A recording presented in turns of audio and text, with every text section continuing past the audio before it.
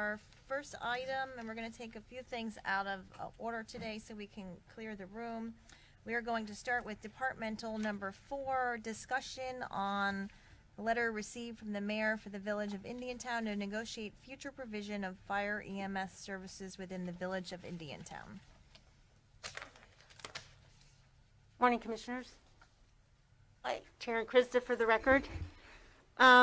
I did submit to you an agenda item which is fairly lengthy, just to provide the commissioners and anybody that's interested. Yes, sir. Miss Krista, while you're over there by yourself, is it possible for you to take your mask down? You're sounding very muffled. I'm sorry. That's okay. I get in the habit of wearing it, but thank you. So I did an agenda item that I submitted to the board to just kind of lay out the history of our fire rescue services and kind of the thought process of the board. And given the fact that I've been here since 1987, I was actually part of the transition, if you will, from when we had a BLS, which is basic life support, separate from fire rescue. Yes, sir. But you were also an intern and you were 12. Yeah, I started at 12, as Commissioner Smith said. So the thought process back in 1997 was that we should bring all of those pieces together and have one system for the county, that just because you live in the northern area or the southern area or western area, you should get the same level of service as all the residents. And therefore, it was established that we would pay for this through ad valorem taxes with we established a municipal service taxing unit, which is an MSTU, for the unincorporated area of Martin County specifically. And so we started the taxation, if you will, of our residents to provide the necessary funding for those fire rescue services. And we combined ALS and BLS with fire rescue. Our personnel became dual certified. We no longer had a separation between fire and EMS. Our employees became emergency medical technicians, as well as they go through fire school, so they can do dual purpose. And then we also increased our level of service by bringing in paramedics, and we're proud to say that we send paramedics on every call. So we provide that higher level of service, if you will, to our residents in Martin County. So when we look at where we are, you did get a letter from the mayor, and I see Mayor Janet Hernandez is here with Howard Brown, their village manager, as well as Susan Gibbs Thomas. And if I missed anybody that I didn't see come in, I apologize.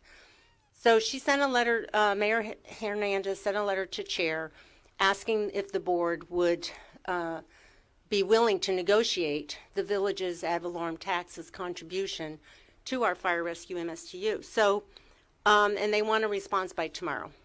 So I had done the agenda item. It took me at least a week to put that together. Our agenda is structured in such a way that I had to get that to our agenda team 3 weeks in advance, so we put it on for today's meeting. So as I said, these MSTUs were created not only for fire rescue, but we also did them for road maintenance, we also did them for stormwater maintenance, and we also did them for park maintenance, with the same thought process that the residents should all have the same level of service regardless of where they live. Prior to the MSTUs being created for these services, some commissioners would have parks that were a little bit more pristine because they would put their MSTU, their district money, into those facilities, whereas another commissioner may not have enough resources. Their tax base may not have been significant enough because, as you know, your districts are based on population, not tax base.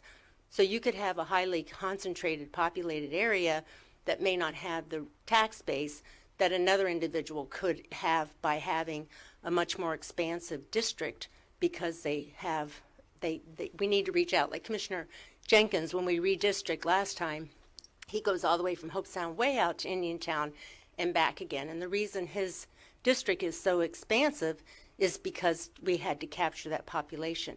So his tax base can be almost double of what Commissioner Hetherington may have, or Commissioner Hurd may have, or Commissioner Campy or Commissioner Smith, just given the area. So because of that dynamic, again, the commissioners wanted a more holistic approach to how we provide funding for these services and treat all of our residents equally. So, can a municipality participate in our MSTU? Yes, they can. The town of Ocean Breeze passed an ordinance to be part of our fire MSTU, as did the village. So when the property appraiser provides you with her tax base on June 1 and July 1, it includes the tax base of those two municipalities. So when we're calculating the fire rescue MSTU millage rate, it includes those tax bases already. So we think of ourselves, Martin County, we act like a big municipality, if you will, because we provide so many of these services that normally you would have a county of our size. We might have more than 5 municipalities. You might have double that. You look at other areas, Broward County, only 2% of Broward County is unincorporated. The rest of it is municipalities. So we operate 87% of the services that we provide are to the residents outside of the municipalities. With fire rescue included, it goes up a little bit to 88%. So we are the taxing authority, as I said. We determine what the millage rate is, we levy the taxes, we collect those taxes, and then we operate those services, and they get approved through your budget process. And that millage rate is applied to across the board. So you have circumstances where if you have a home that's valued higher than another home, even though you might be next door to one another, you're both a 3-2, let's say, you're both on a quarter-acre lot, and this one individual bought their home 2 years ago, and the other individual's been there since 1990. The one from 1990 is going to be paying less because they've had the advantage of being homestead over those that years of time. But yet when they dial 911, they get the same complement of services, they get the same response as the person next door who could be paying, and most likely is paying a greater amount into the fire rescue MSTU. So when we look at our station operations, because we've heard from some folks that, well, I don't get it. Your budget's X and you divide it by 11 stations. Therefore, everybody should just contribute that dollar amount. Well, it doesn't work that way. We have Fire Rescue Administration. You have Chief Chinchuli here with Matt Resch, our finance guru. And then we also have Kevin Parks, who was a captain out at Indiantown. And Kevin most recently has decided to come up and try his expertise at administration. So we're going to see how that works out for him. But you have that administration cost. You also have the cost of legal support, my support, payroll, the various things. So they do an indirect cost study, and you have to layer those expenses in there. And so we include those in the fund so that we can capture those expenses. You have their operations, fleet maintenance. Matt Resch, he oversees the fleet maintenance portion. And so we do that. We have all of their capital. We have your CIP that you'll be looking at later today, includes the replacement of apparatus. We also have in our capital program the replacement or renovations to the station costs. This year, as you know, we're moving forward with 4 stations being renovated, which it's time to do that, plus a training facility. So we continue to move forward with those large expenditures. So out in Indiantown, specifically, they have a dedicated station. You heard a woman speak this morning about her concern over tropical farms being pulled off and going out to Indiantown, and then they had a structure fire in Foxwood, and getting that response. So they have more personnel at Station 24, which is the Indiantown station. They have 7 per shift. Most of our stations have 5, unless we have a need that's been where we have a busier station. We might upstaff that, put another apparatus there and additional staff. We also have backup. These move-ups occur, as you heard that woman speak this morning. The tropical farms had to go out to Indiantown to address another event. And so when they do that, we start staging those other apparatuses up so that we can still maintain our response time. And then their industry standard for a structure fire is 2 fire engines, a ladder, and 15 personnel. So when you think about having the ability to pull on 15 personnel when there's a structure fire, where do you get them from? And again, it's from those other stations that we have. So there's also 2 ambulances out there. There's additional apparatus. The 2 brush trucks, they're out there because we're concerned about the water pressure and flow. should there be an event and require the use of hydrants. So we do have those trucks out there in the tanker. We also have, we're very concerned about the insurance services office, ISO. You heard about that from some of the emails that you received. That's based on a travel distance. Again, that ISO rating is the way it is because of Martin County's complement of services that we're able to provide. So we look at our industry standards, we look at all the things that go into response, and it's not just fire, it's emergency services. I think over 85% of our calls are medical. So having that expertise, having those paramedics, having those individuals that can respond, having the individuals that can treat patients while they're being transported to the hospital is imperative to the services that we provide. So the millage rate is determined by how much ad valorem is needed to balance that fund. We have other fees. We have these ambulance transport fees. I know when somebody's transported, your insurance nine times out of 10, or whatever your health insurance is billed, and they pay for that ambulance fee. We also, through Matt Resch's ingenuity, he has worked on these PEMT funds that you've heard him talk about. We've been successful in getting over $500,000 coming in with those. We also have a lot of grants. You approve tons of grants on your agendas every single meeting. And those, we put all those into our fund, and then whatever is left that needs to be funded with ad valorem, we then use that ad valorem, and that establishes your millage rate. So the village has, for a while now, been telling us that they think they pay too much, which I understand that comment, although I don't believe that there's an understanding of the tax system and that's the way we fund fire rescue. So we got roughly this year, based on their tax base, a little over $5.3 million is paid into the fund from the tax base of the village of Indiantown. Recognizing that 95.4% of those taxable values are from industrial and commercial. And so when you look at what the residential portion is, it's in the $200,000 range. And I know my conversations with the individuals that have large industrial site out there are very concerned because we have had to respond to major incidents out there, and having the extrication devices, having the additional hazmat, having all the personnel that train with them, that understand that if there's an incident, this is what we're going to be faced with, is paramount to their operation and their insurance requirements. So we had an ordinance. Through our research, we found the ordinance from 1997 that is pretty clear. It lays out, again, it was developed so that there would be a holistic approach to how we fund fire rescue, and there'd be a holistic approach to how we provide services to all the residents in Martin County. And so everybody receives the same level of service, but we pay for it through ad valorem taxes. And the millage rate is the millage rate. It's given to everybody across the board.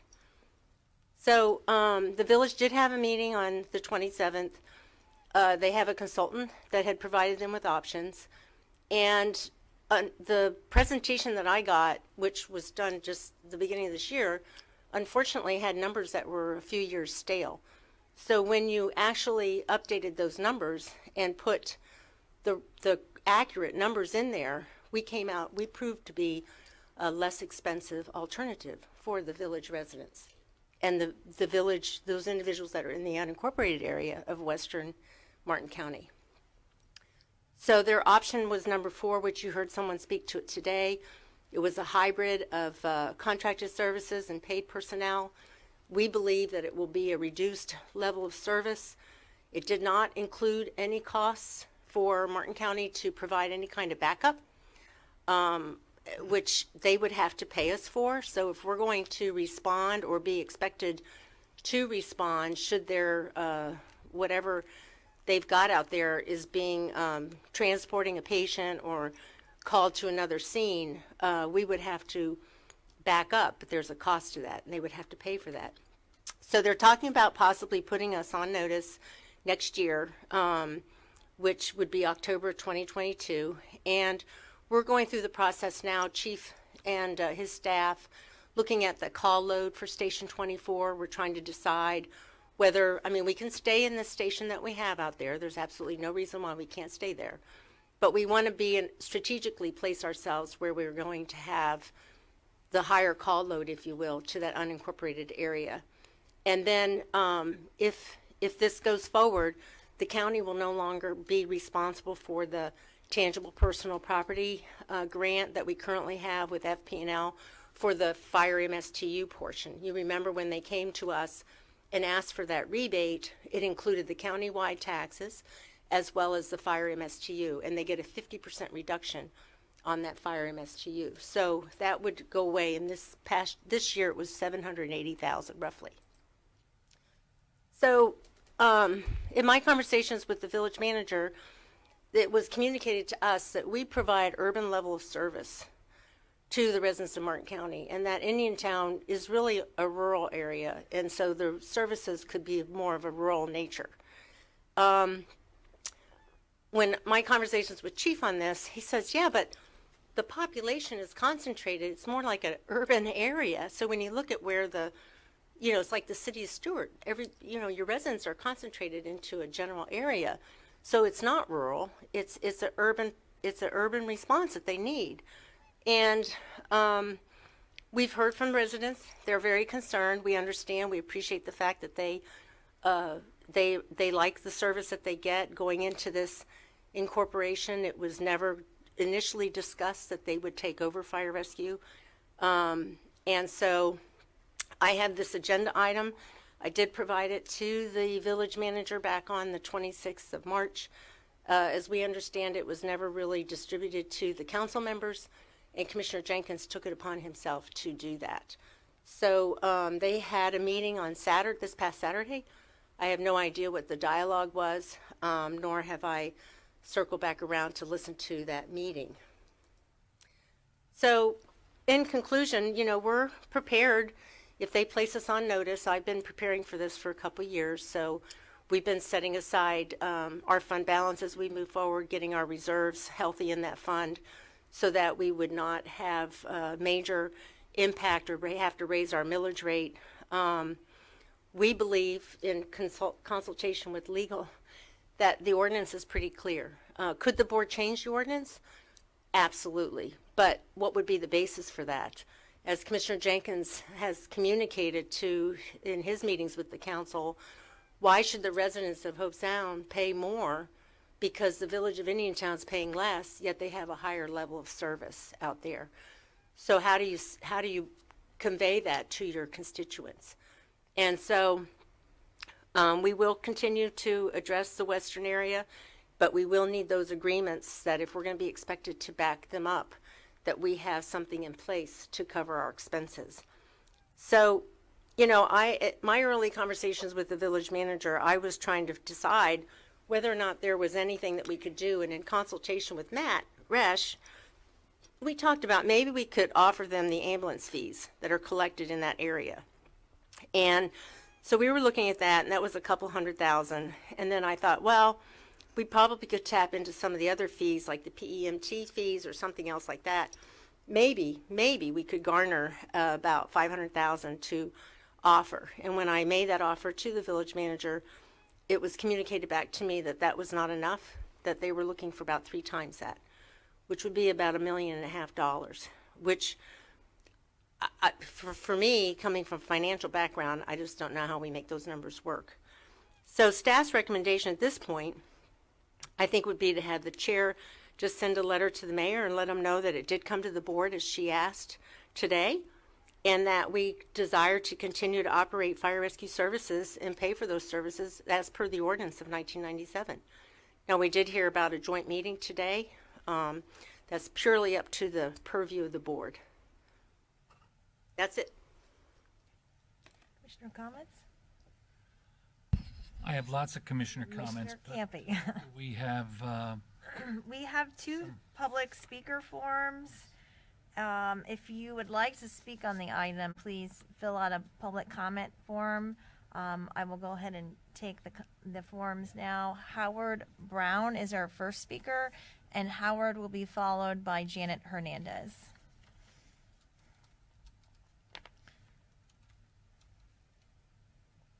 And again, I'd like to acknowledge today we have from the Village Council joining us, we have the Mayor, Janet Hernandez, and we have Council Member Susan Thomas Gibbs. Gibbs Thomas. Susan Gibbs Thomas. Morning, Madam Chair. Can the mayor go before I do? If that's okay with Sure, we can.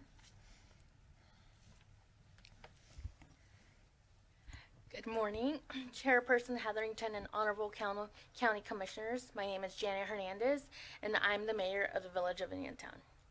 I am joined here today by Councilmember Susan Gibbs Thomas.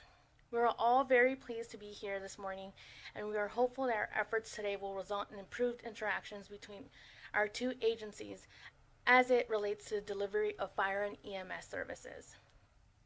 Article 7, Section 2B of the Florida Constitution states the following.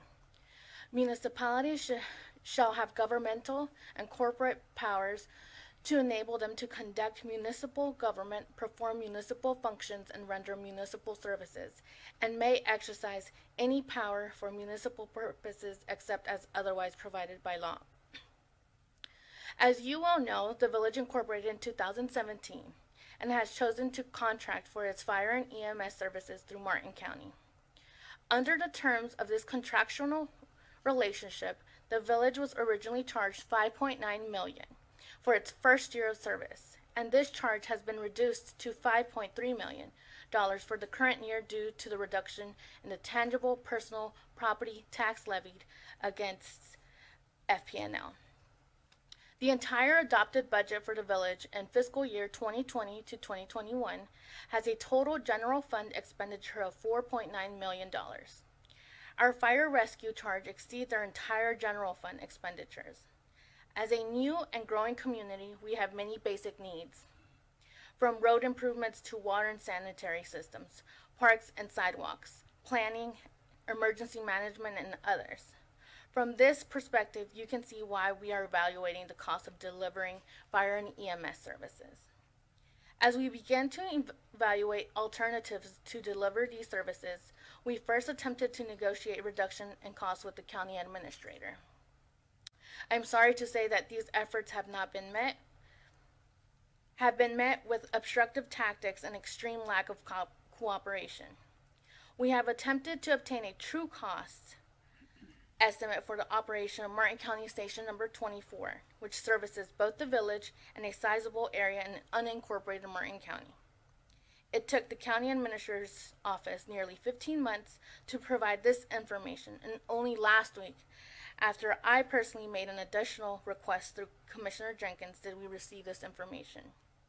Unfortunately, the information we received was extraordinarily vague, and we believe the cost accounting was excessive and inaccurate. We requested that additional detail be provided to validate these estimates, and to date, this information has not been received. For example, the cost of the station's operation was not prorated to account for the service responsibilities outside the village. Our analysis estimates that more than 30% of the workload of the station is outside of the village. In addition, when we began talking about alternative fire and EMS service delivery, we were abruptly asked to vacate our village offices in the county building in Indiantown. We were also told that emergency 911 services, another county-wide general fund function, would not be provided if the village were to discontinue its contract with the county. In addition, our historically black and brown volunteer fire station in Booga Park, which was operational in the village long before the establishment of Martin County Fire Rescue, has been recently rezoned and is now restricted by the county for use as a fire station. Regardless of these tactics, we are here today to let you know that we would welcome the opportunity to discuss these and other issues, begin the process of finding a balance that will allow us to continue our contracted service relationship for fire and rescue. We are, however, very much resolved as an independent government entity and taking the necessary steps towards providing an alternative for these services. I believe in speaking on behalf of the Indiantown Village Council that if the county were to offer acceptable monetary and self-related concessions, that this contractual relationship could be maintained.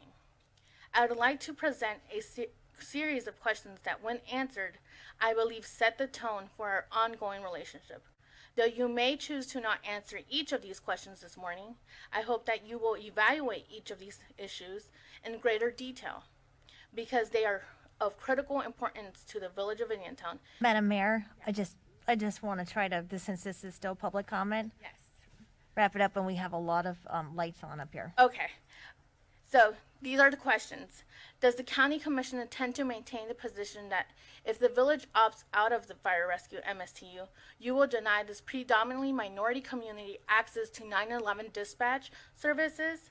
Does the Martin County Commission intend to prohibit its regional hazardous materials response team from responding into the village of Indiantown if the village opts out of the fire MSTU? Will the Martin County Commission continue to prohibit the use of Booker Park Fire Station to be utilized as a fire station for a newly formed independent fire department? Does the Martin County Commission intend to permit its employees to either obstruct or inhibit the village in acquiring the necessary EMS ambulance transportation licensing that is processed through Martin County Fire Rescue? Does the Martin County Board of County Commissioners intend to not honor its commitment to assist the village of Indiantown under the provisions of the statewide mutual aid program? If the village of Indiantown opts out of the fire rescue MSTU and develops an alternative delivery system, is Martin County considering the closure of Fire Station 24? And finally, is the Madam Mayor? commission truly interested pursuing options that you can continue a financial offset for the cost of fire rescue services to the village? And you will be willing to direct the county administrator to sit down with the village representatives to form this agreement? Thank you for your considerations. Thank you. Now I'm going to try to go in the order of the lights appeared. Yes, so, My old light. okay, I'd like to hear from him. did you need to speak prior to public comment? No, I'd like to hear And what Mr. Brown has to say. And just to be mindful that, that this is public comment, let's try to keep it within that window. Madam Chair. Thank you, Madam Chair, members of the council, commission, all other appointed officials. Just want to respond to a couple of things that the county administrator said earlier with regard to our relationship with respect to the number of calls that came in to Fire Station 24. We had to hire a fire rescue consultant to review complicated data. And in that analysis that year, there were 1,200 calls that came in. Of those 1,200 calls, there were 4 fires. One was a house fire that burned to the ground. It was in Booker Park area. The other 3 were brush fires.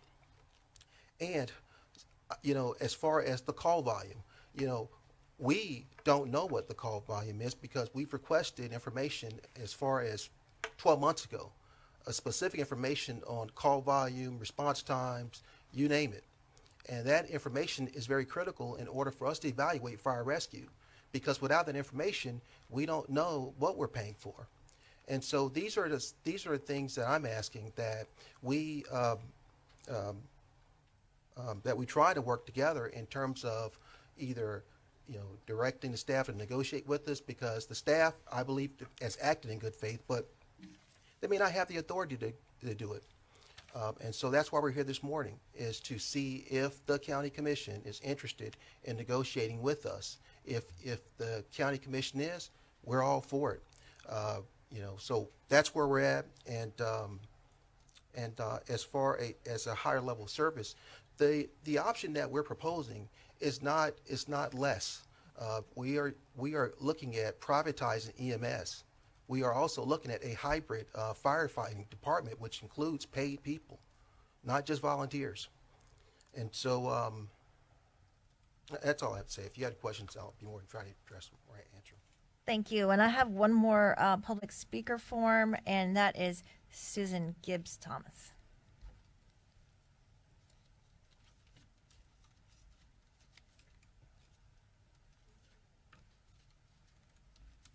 You don't need him standing Good morning. there. Good morning. Thank you for this opportunity to speak. And I'll just be real quick. You won't have to buzz me. I just want it to be clear. I am here today on my own. I'm not with anybody. I am on my own. Because besides being a council member in Indiantown, I live in Indiantown. And you have heard from other Indiantown residents. And my hope is that this commission will be willing to continue some grace as we fram around, and in 3 years we're still trying to get going, and agree to meet with us that we can move forward with this. And I apologize for any combative attitude. I hope moving forward that will get better. Thank you, everybody. Thank you. You can start with them. Okay, Ms. Christie, you have your light on. Well, I don't know where to begin, but I mean, there's a couple of things that were stated that were not accurate, and so that makes it hard for me to respond. For instance, the county did not abruptly tell the village that they had to move out of our facility. I had a conversation with Mr. Brown, and I told him that we were considering doing that because they had hired so many people that the clerk of the circuit court was no longer comfortable with her employees being in that facility. They have a safe, they have other things and they had to be CJIS certified. And he communicated to me when I said that they were buying some property and he was going to put modulars on that property and they were ready to move out. And so I told him that I would follow up with a memo on that. And that's how that took place. So when we have these kinds of events that get somehow skewed, it's very difficult for me to entertain a conversation with an individual that it doesn't seem, the conversation keeps changing. Ms. Woods would like to address some of the other comments that were made. Yeah, first of all, we don't contract with Indiantown. I'm not sure. Initially, when Indiantown incorporated, there was a glitch in their incorporation authorization, which did not allow it to expand the MST, be part of the MSTU. So in the short run, we did enter into a contract. It hasn't been true for years. The way that we levy the MSTU now is the village, and I'm not sure why the village doesn't know this, they passed an ordinance and we have a resolution, an interlocal agreement that allows for that MSTU to extend into the municipal boundaries. That's how it's done. It's part of our MSTU legally. It's not a contract. So that's part one. Regarding the Booker Park building, I've talked with Indiantown's attorney. I've asked him to correct the record. When we turned over facilities to the newly formed village, we have an interlocal agreement, and I would direct both the Honorable Mayor and the town manager to that interlocal agreement, which specifically has a paragraph that talks about the use for that building. We agreed to deed it, but it had deed restrictions for the use. The idea was it was an old building. Ms. Kristis told me, it doesn't have bathrooms in it. The bathrooms are outside. The idea was that it's adjacent to a park and it would be used in connection with that. It wasn't ever intended for it to be used as a fire station for this purpose. When we saw about a year or two ago that the then town manager had included that facility as the fire station, I reached out to the Indiantown attorney.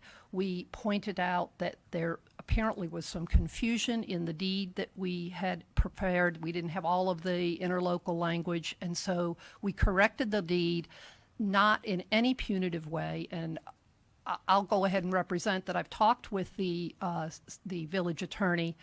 It wasn't punitive. It was as a way to avoid continued confusion, because it's very clear that the village agreed to that restriction in the interlocal, and we merely clarified it. That's all we were doing, because what we didn't want was for them to get too far down the road and there be a whoopsie. So that's why we did that.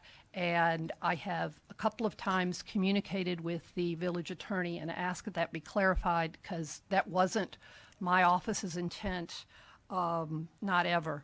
I can certainly, at some point, Ms. Krista and I can respond to some of the questions or arguments in the mayor's speech, but we have not at any time denied what services the Village of Indiantown is rightfully entitled to with 911, et cetera. I've communicated that to the village attorney, so I'm not quite sure why we're now getting that question, but I'm happy to provide those emails and my conversations. But I want it to be more than clear that not at any time was this meant from our end as combative. We were just explaining that legally, yes, we can do aid in some situations, but there's automatic aid, which is in the case of a big emergency and all the entities go on. But mutual aid uses the term mutual, which means you assist and we assist. Same complement. Same complement, which is what we have with the city of Stewart. It would be unfair for and I'm not saying this would happen, but for a municipality to understaff its fire rescue and then expect that other areas would assist and for no payment. And that's the difference. It's a nuance. And so I just want to make sure that we're clear on this. Ms. Krista gave an excellent presentation about the MSTU ordinance. And, I've talked with our assessment special counsel. They've been the same all the way through. This was on purpose, that everybody pays the same. There's no special rates for any entities. The example where we're treating someone the same is the town of Ocean Breeze. It's based on an MSTU. They didn't ask for a discount.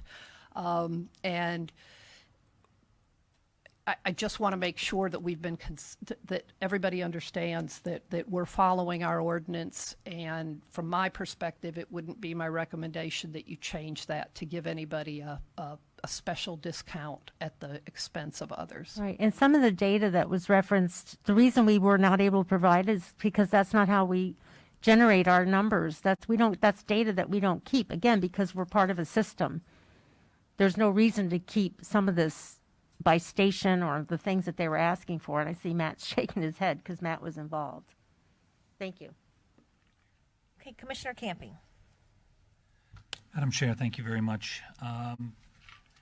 This agenda item or this conversation, I'm going to take the mask off if you don't mind. It's hard to speak with it on. This agenda item and this conversation, this topic has been brewing around not only in the village of Indiantown and the unincorporated areas that surround it, which are part of my district, District 5. Through my political career, I've had a larger portion of the village of Indiantown prior to the last reorganization with the census, where a majority of the actual village went to Commissioner Jenkins in District 3. I will tell you just in a brief history for folks that are paying attention that might not know the history here.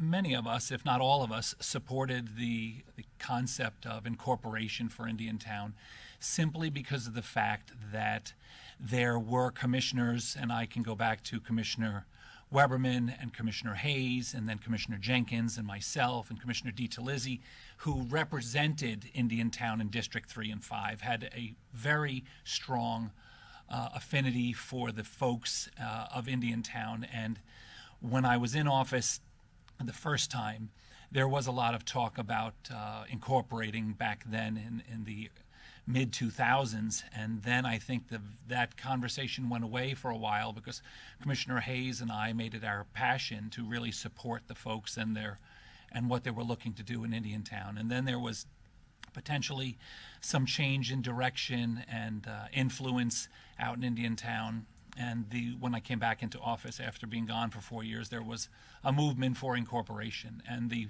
I call them the founding fathers, if you will, Art Mattson and Thelma Waters and Scott Watson and the Powers family. They really pushed hard, and we had support. Commissioner Smith was a huge advocate up in Tallahassee and everywhere else that he needed to go to support that decision that they be allowed to sort of control and rule themselves out there. And we used to talk about the fact that it was Indiantown's turn.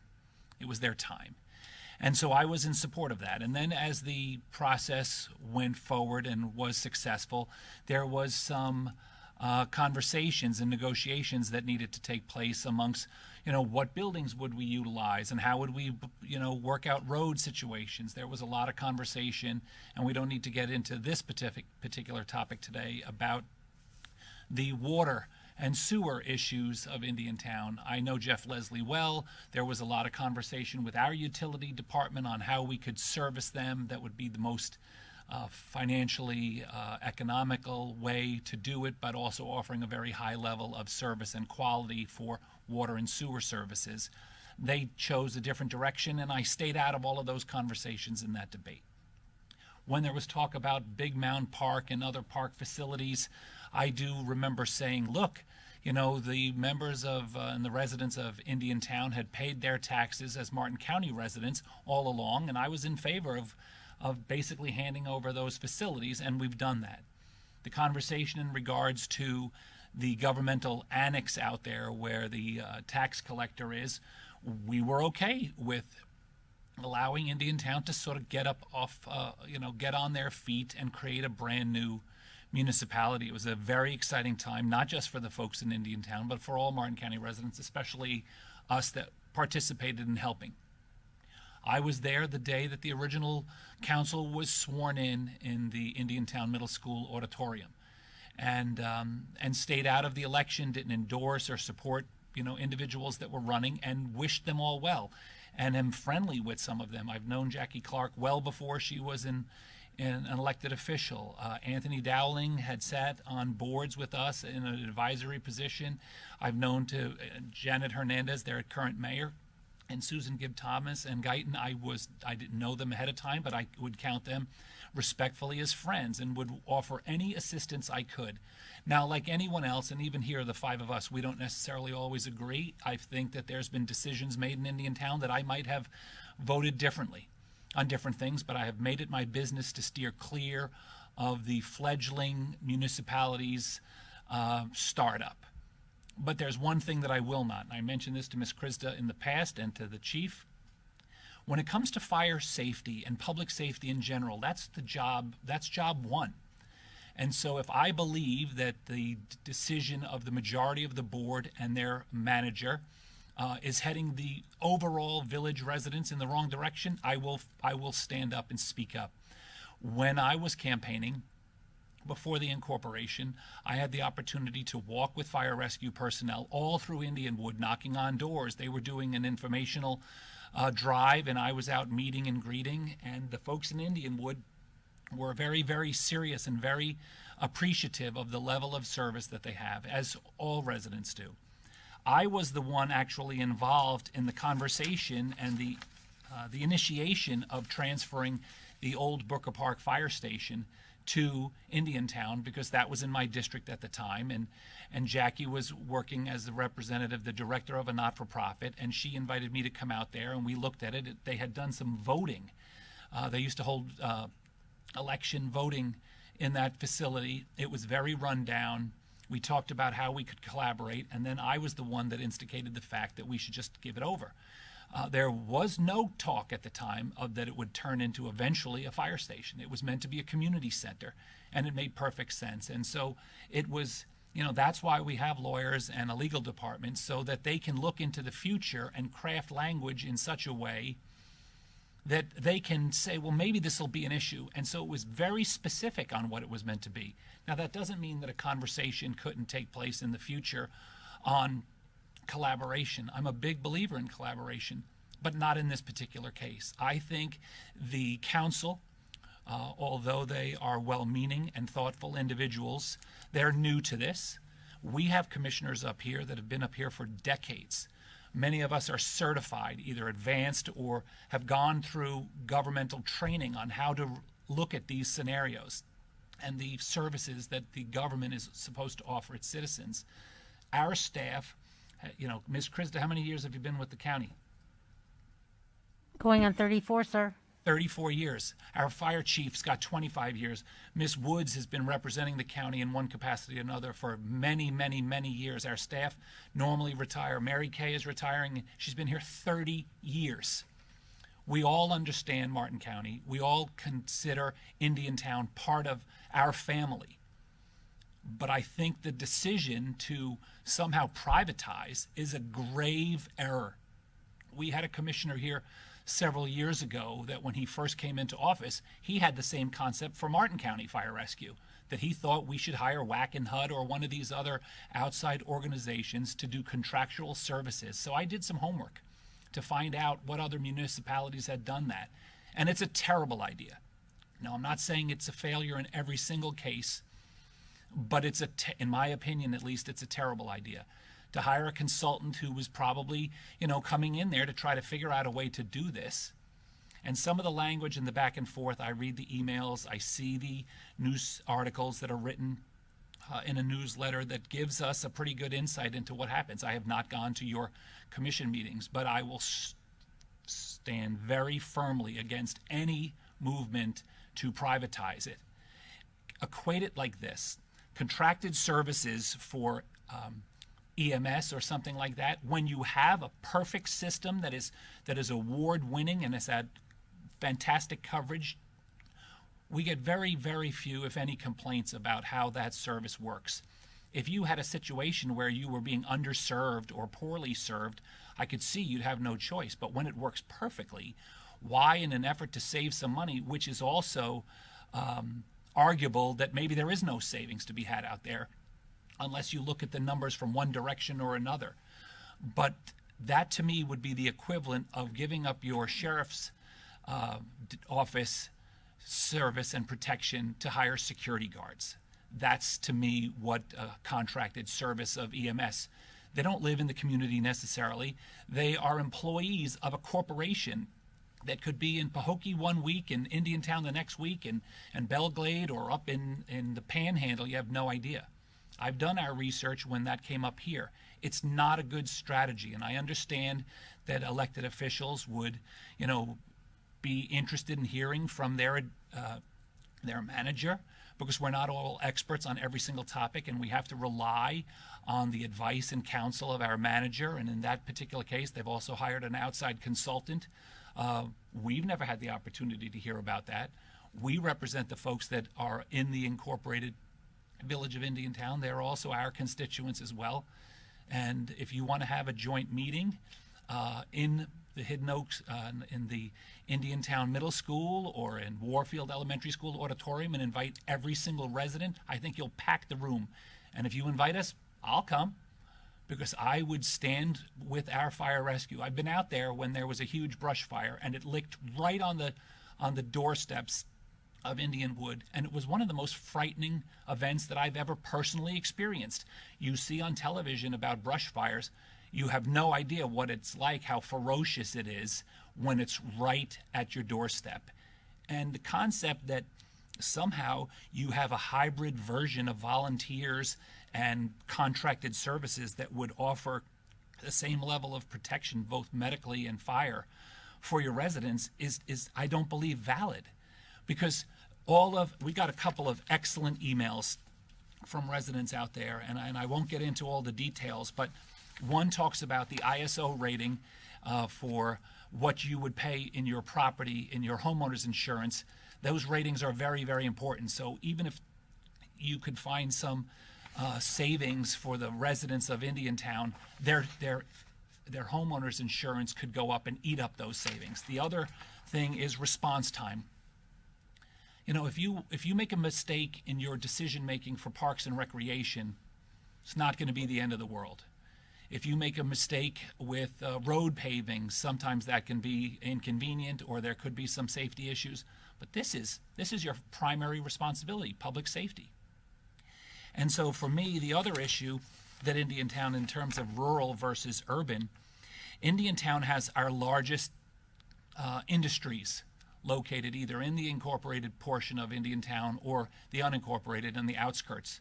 The biggest, most heavy-duty industrial impact that the county has is located in your neighborhoods out there. What level of volunteer service and hired professionals contracted professionals could you bring out in an emergency? We had a Diesel explosion in Stewart. We had to call in every resource we could think of. Instantaneously, they had to be out there. How would you do that?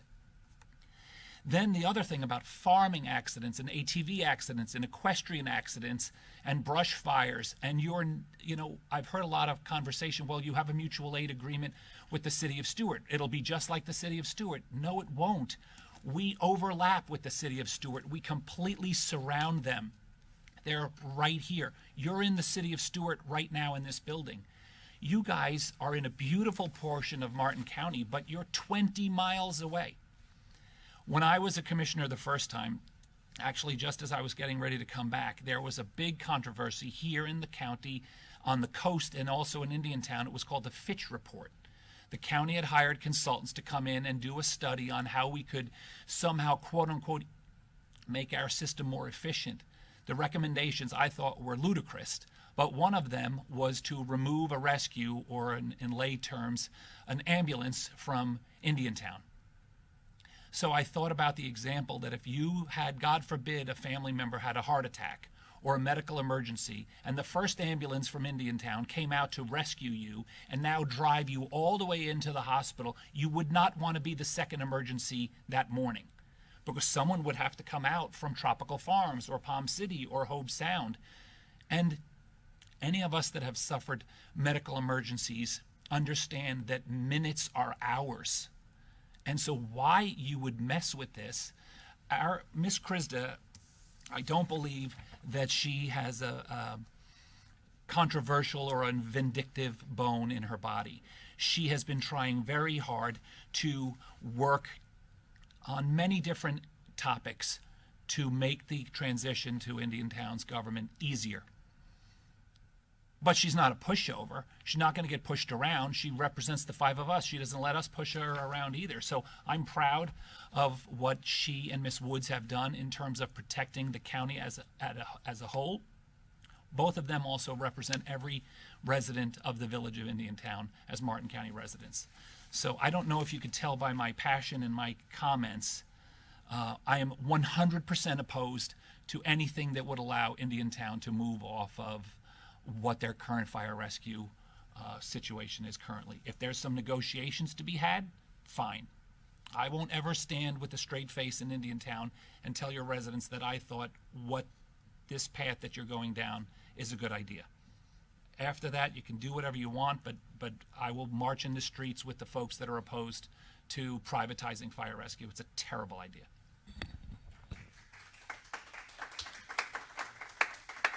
Thank you. Thank you, Commissioner Campy. And I'll just put my comments. I don't see any other lights yet. I couldn't restate what you just said more appropriately, and I certainly will not try.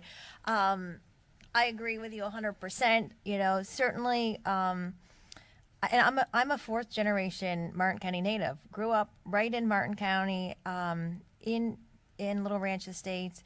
So I have the utmost affinity for the people of Indiantown, for the community I grew up with, and I almost take offense to the fact that Martin County would ever deny services to the community of Indiantown. I don't see that happening in any way to this board. I can't wrap my head around what is driving this conversation, because every conversation that I have with village residents and unincorporated residents in Indiantown, every single one of them had said, we are so happy with the level of service. So for the life of me, I can't understand. I respect the council for doing the due diligence and looking, at what kind of savings could be realized. That's their job, absolutely. But I don't understand what's driving this conversation home, and I certainly would show up and participate in a joint meeting with the village council, because overwhelmingly, almost 100%, I have heard from residents inside and outside the village boundaries that they want to continue their level of service. So, and we represent both residents inside and outside the boundaries. And somebody mentioned, one of the speakers earlier mentioned, whether or not Indiantown had gotten its fair shake at times. And I would say that I would be the first one to agree that there in the past, when certain boards, sat up in Martin County, maybe Indiantown didn't get its fair shake always. And I would give you a personal story that there was a personal consequence, with Indiantown maybe not having the attention it needed to grow its industry base. A direct result was a loss of jobs. Those jobs that were lost, some of those went to my family members, and those family members ended up moving states away. So there are times that we're separated because maybe for the lack, or had there been more attention given to letting Indiantown's industry develop, that would not have been a direct result. So I understand the sentiment of having, looking at Indiantown getting its fair shake. But I would say that overwhelmingly 100% residents are saying that they appreciate the level of service. And I think anything less than that delivering them would be a continuation of Indiantown not getting its fair shake. So I would stand with Commissioner Campy and residents both inside the village and outside the village that they have said that the level of service they're getting is what they have wanted. And so I would, again, 100% agree with you. Commissioner Jenkins. Obviously, Indiantown is my particular district. It's my job to represent the people in Indiantown as well as the people in Hope Sound as well as the people in Canal Point equally. I've tried to do everything I can do. I've facilitated Zoom meetings with Ms. Crisden, myself, and at least 4 of the 5 council people trying to state the actual facts, and it's very obvious by listening to the mayor and Mr. Brown that somehow that didn't set. I'd be more than happy to have a joint meeting with Indiantown. If you facilitate it, I suggest you have a pretty large venue, because I suggest that I know that there's a lot of folks that are going to show up. The other thing I'd like to, if you guys decide to do this, that maybe you help me and Commissioner Smith and every other commissioner that's sitting up here that represents other communities, such as Hope Sound, Jensen Beach, and help us with a town hall to justify with a straight face how I'm going to tell my residents in Hope Sound that have absolutely no industrial, does not have a power plant, that requires a larger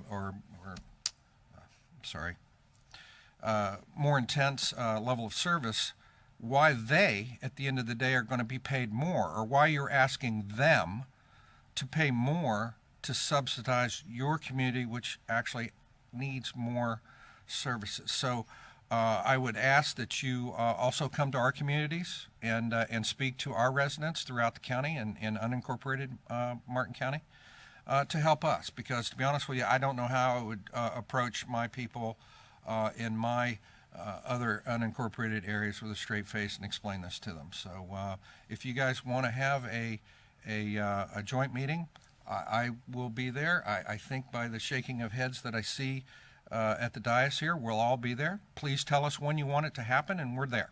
Thank you. Commissioner Smith. Thank you, Madam Chair.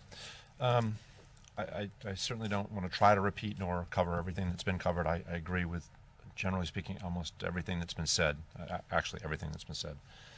I will share with you, or I certainly will share with Indiantown, I spent a better part of a year and a half working on your incorporation, pretty much pulling every favor, every relationship I'd built over 20 years in Tallahassee to move that item forward when there was absolutely zero support in Tallahassee for allowing another community to incorporate. And I say zero. We had, generally speaking, all the leadership opposed to what we were trying to do. And we made the argument that if there was ever a community that deserved the opportunity to be its own jurisdiction, have its own place in time, it was Indiantown, and has been Indiantown. There have been, as Ed pointed out, certainly for the 20 plus years I've been here, and prior to that, there has always been the conversation about Indiantown incorporating. And I felt really obligated and really committed to the idea that if that's what Indiantown wanted, then by no means was it my position as a county commissioner or as us as a commission as a whole to get in the way of that effort happening. And so that's why on countless times I went to Tallahassee at 4 o'clock in the morning to go testify for a 10-minute period of time and turn around and drive back for 5.5 hours, because I felt it was that important that you all got the best shot that you could get. And as it turned out, it worked. Everybody participated in their own way up here and did their bit. And I think what that should show Indiantown, or at least during this conversation, is that the idea somehow that this board or our administration would somehow punitively look at this as saying we're going to do something to get even with Indiantown or something's wrong, I can't, as the chair said, I can't possibly imagine where that's coming from. It goes against pretty much every piece of fabric that this county operates under. You have two of the most stand-up individuals in administration that I've worked with anywhere in the state of Florida as our administrator and county attorney. There is nothing underhanded. There is no want to do anything to punish, to be punitive. It doesn't exist here. It exists in other municipalities or in other parts of our state, but it doesn't exist here. And I've shared with the administrator, I've said, look, throughout this entire conversation that this has been going on, if somehow we have failed Indiantown through this process, if somehow they believe, Indiantown, their elected officials believe that they have a better answer than we have, I'm not going to stand in front of that. I agree with my other commissioners. I think it's a really bad choice. We have spent decades putting together, for our scale, our size of a community, a world-class, first-class organization of fire rescue. They are the very best at what they do. And I just, I can't imagine if you lived in a community, you lived in a county that had something like that, why would you ever mess with it? I mean, I see our sheriff guys out in the sheriff's department out in the audience. It would be the same thing. Ed touched on that as well. Why would you ever say we don't really need or want the sheriff's department because we think we can do it better than they can? I'm disappointed. I use the word sad because I really believed in what we did. I really believed that this effort we put forth and tried to give Indiantown the best opportunity they could get to become incorporated has become so soured. I don't know why. And it's certainly not from my behalf, and I know from my other commissioners sitting here, none of us have any ill will towards Indiantown whatsoever. We have done things.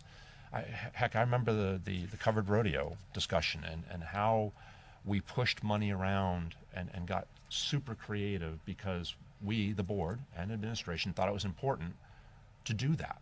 Indiantown wanted it, and we said, okay, by God, we're going to figure out how to make that happen, and did. I don't know if the instance that Commissioner Hetherington, Chair Hetherington, was talking about was the power plant that we lost out there or not.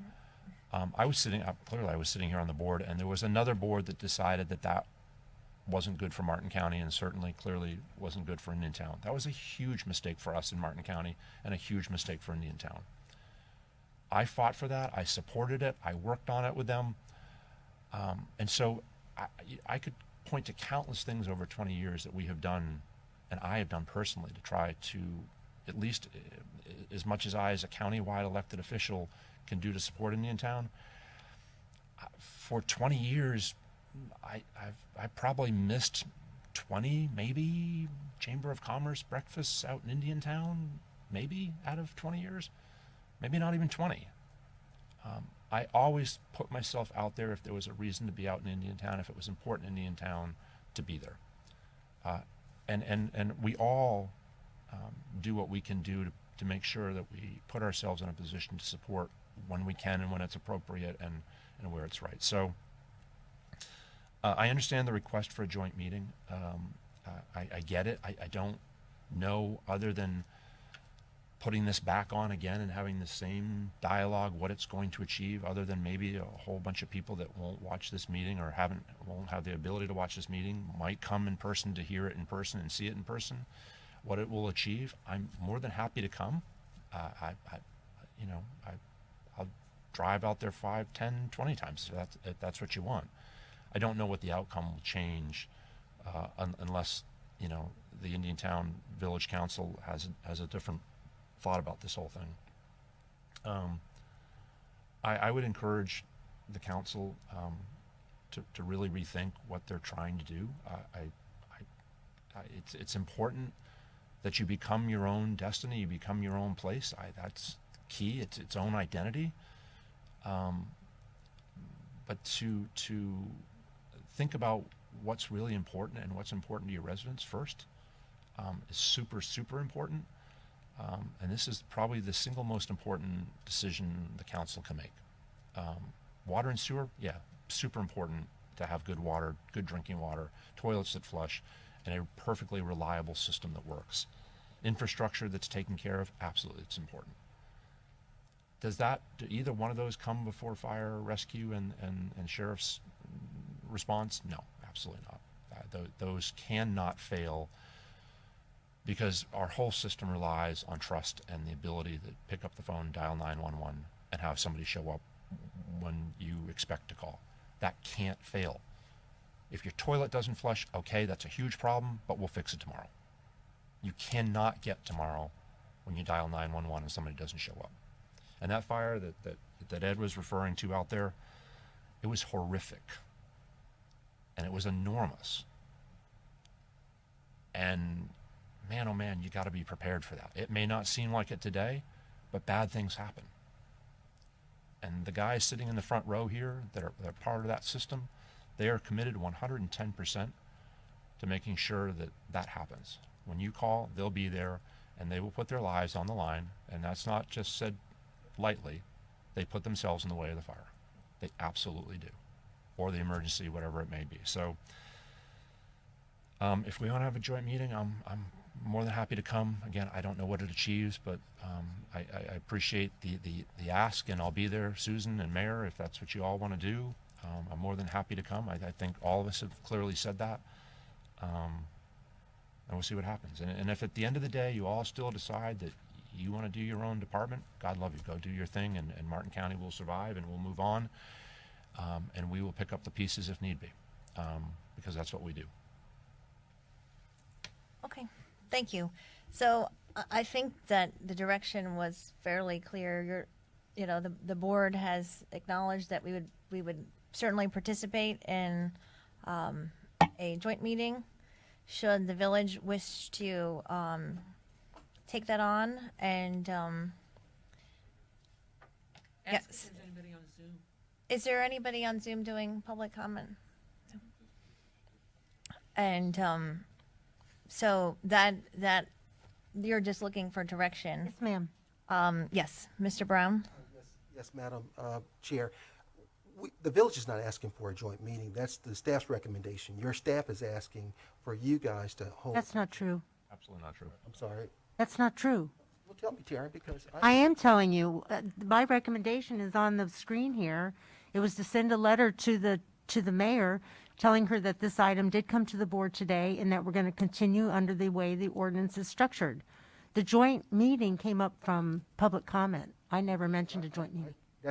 It caught me off guard hearing the joint meeting, because we're asking for you guys to negotiate. We want to negotiate with the commission, not. Okay, well, this is becoming an item all in itself. So if that is the dialogue you wish to have, then a joint meeting seems appropriate.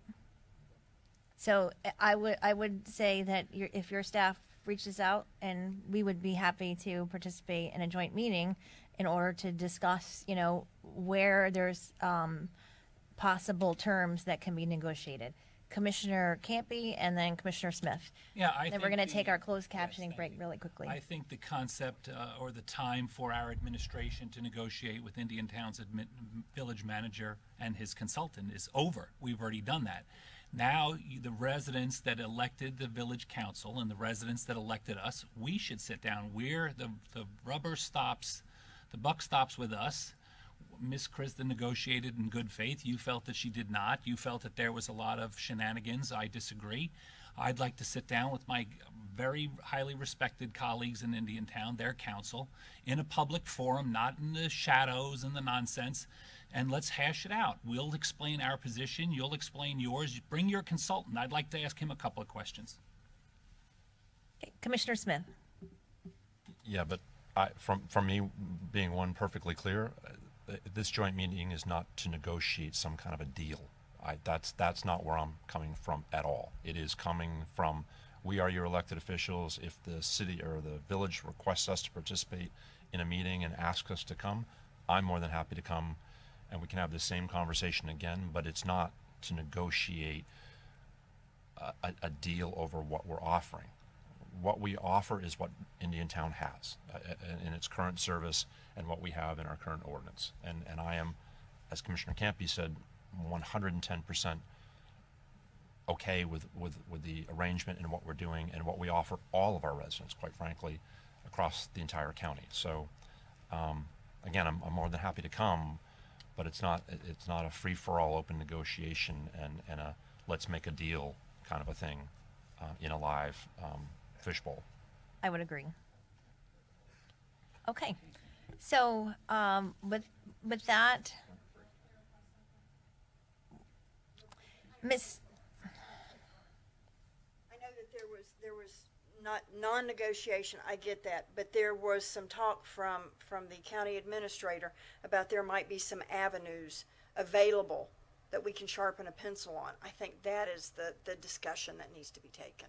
Thank you. Okay, again, so the direction I have is that, it seems you have willing participants to engage in a joint meeting. And if the village council wishes to meet, then, most of us have said that we will participate. So with that, we are going to take our closed captioning break. It is 11:18. We will come back at 11:28, and just a matter of taking, I'm going to take the matters that have public